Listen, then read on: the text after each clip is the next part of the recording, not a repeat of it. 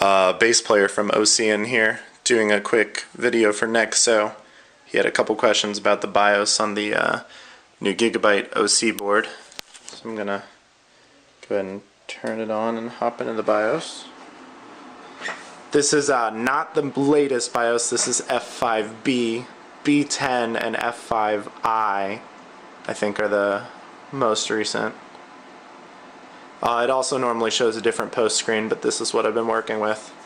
Okay, you'll notice the BIOS that I have up is a little bit different from what you may have seen from Gigabyte marketing. If you check over here on the right side, it has resolution toggle. If I choose that, it actually shows that full HD is not supported with this monitor. This is actually, it's not a 1080 monitor, it's a 1680 by 1050. So I've heard that they're working on bringing that support to a couple more things, but that's how it is right now. So Nexo's question was if I could key in stuff rather than choosing it from the drop down or whatever, so I'm going to go ahead and try that. It's set at 1.365. I'm going to try and key in 1.375. Okay, it looks like it is not going to change that way.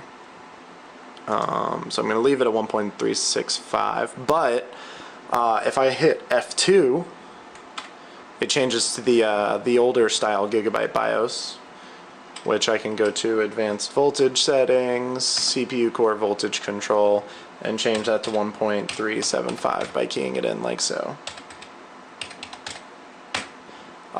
This is basically the exact same BIOS that you'll find on the older Gigabyte boards, and if you want to switch back to the orange BIOS, you can hit F2 again. The orange BIOS isn't quite as nice as when it's in full HD, which is actually one of the reasons I don't use it. I haven't really explored it a whole lot, but it looks like you can save some profiles, which is kind of nice.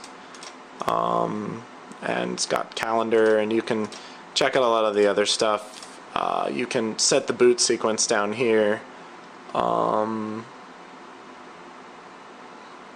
Yeah, and I guess if you don't want to hit F2, you can also do classic setup right there to get into it.